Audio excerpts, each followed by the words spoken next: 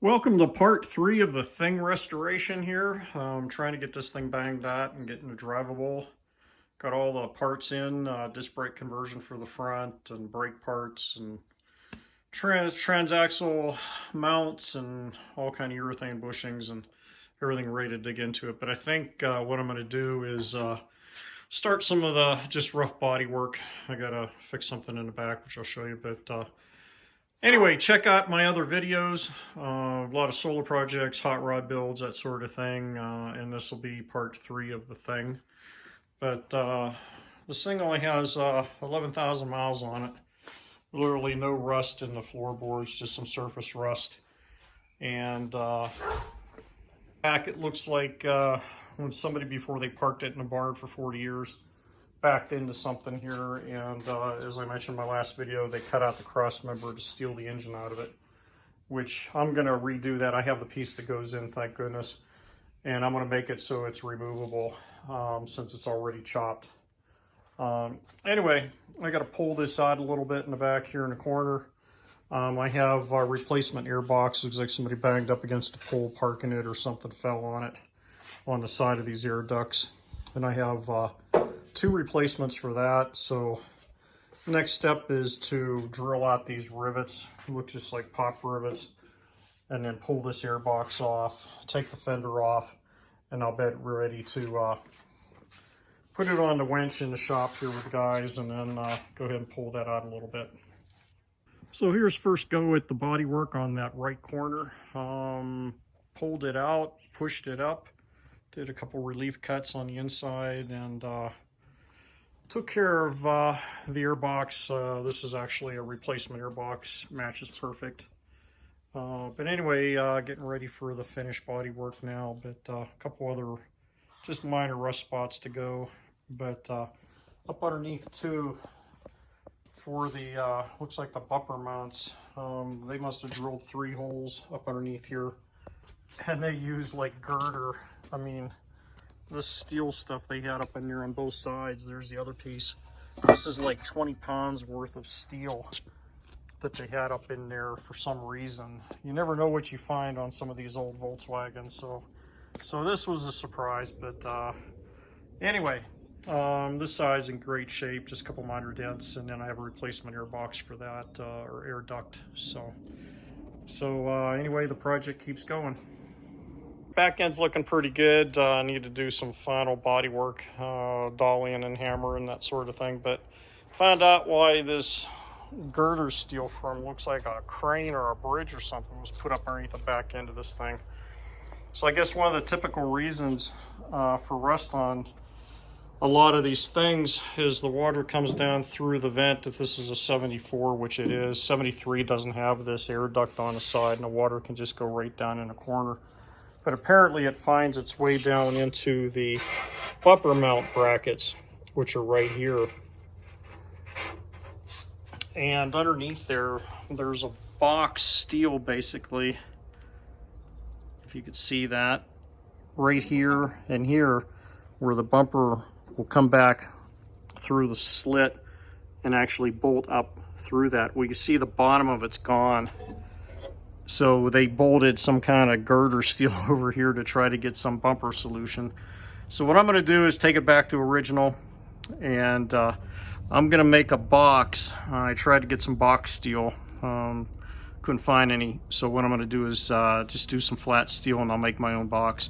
But I'm going to make a box that slides up in here. I'll rosette weld it along here on both sides and give it some strength. And it's going to have a taper to it, and that way the bumper bracket just slides in here and bolts to it. So a crude helicopter flying over, rough drawing of it is going to be something like that. So I have this flat steel here. I'm going to basically cut that and then weld a couple pieces together, and I'll produce a box with that taper on it. So here we go. I've got 1 3/4 inches, and then it goes up to 3 inches. I couldn't get flat steel this wide, so what I'm going to do is I'm going to weld it, weld the seam together. But so that would be box side number 4, and then I have side number 1, 2, 3. 4.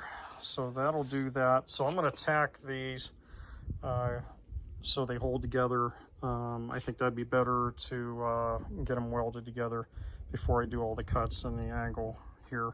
Then after that, it's just a matter of putting the top and the bottom on and drill the holes, mark the holes where the bumper bolts need to go, and that'll get that completed.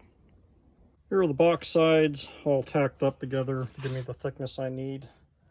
And next is to cut the angle on it, and then I'll have the sides and I'll just weld on the top and the bottom. 4 tapered box sides all done, and ready to make the top and the bottom of the box and cut that angle off. And man, those are some serious weapons there. Shanks or shivs or whatever. All right, the top and bottom of the custom bumper mount boxes are done. Now let's make the boxes up. So if you need a couple magnets, go to Harbor Freight. These things are cheap. I'll give you a 90. I also have some bigger ones up in there, but they work great for holding everything at a 90-degree angle. So if you don't have a couple of those, go pick some up. Here's the tapered bumper mounts, all fabricated and done and ready to install, and I'll most likely do that tomorrow. Time for cleanup today. Going from this to these, much nicer. The idea, so I got the boxes made, basically a fancy spacer block for the bumper bracket.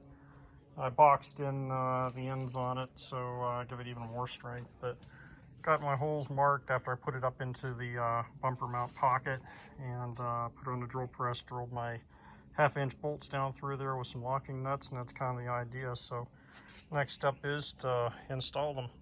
The bumper box that I made, that's ready to go, and I need to clean up and weld on either side of that.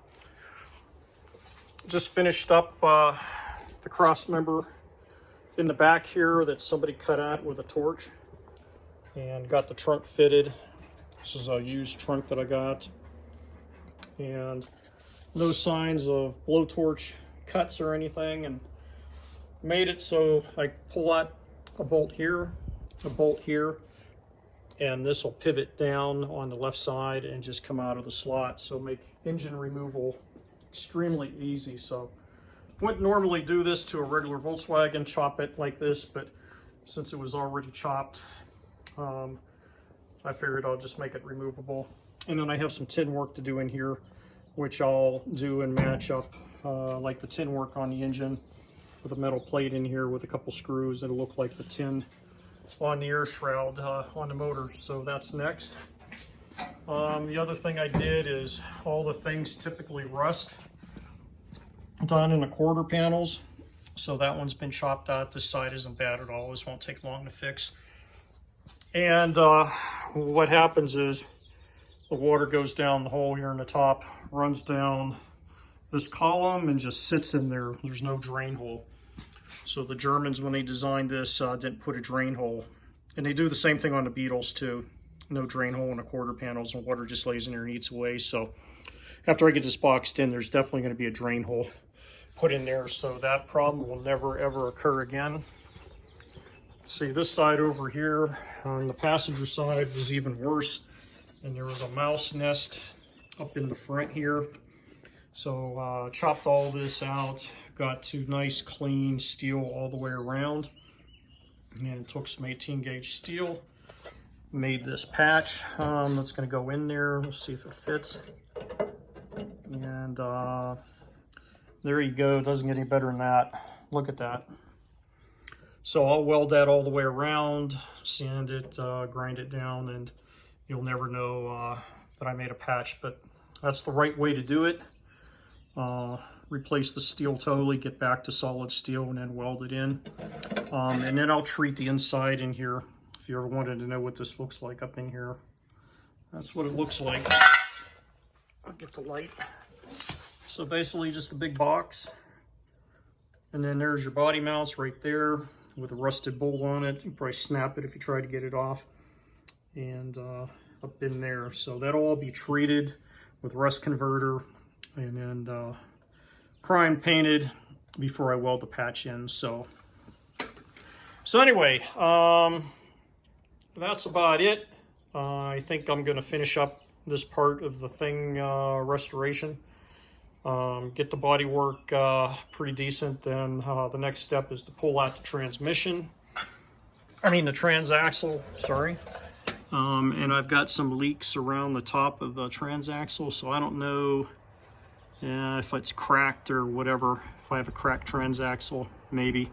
But I'll get done and pull it apart and take a look at it, and you can see all the oil that I've got gummed up on the bottom here too, all along there. So may have some damage. Maybe that's why this was parked years ago, because somebody blew up the transaxle on it. Then it just sat for 40 years in the barn, and somebody stole the engine out of it, which was still good, but car only has 11,000 miles on it. So anyway, the next part, I'll take this out next week and find out what in heck happened to the transaxle here, why it's leaking so bad. Anyway, please subscribe. That finishes it up. So please subscribe, hit the like button for new alerts. I try to get out of YouTube every week. And thanks for watching.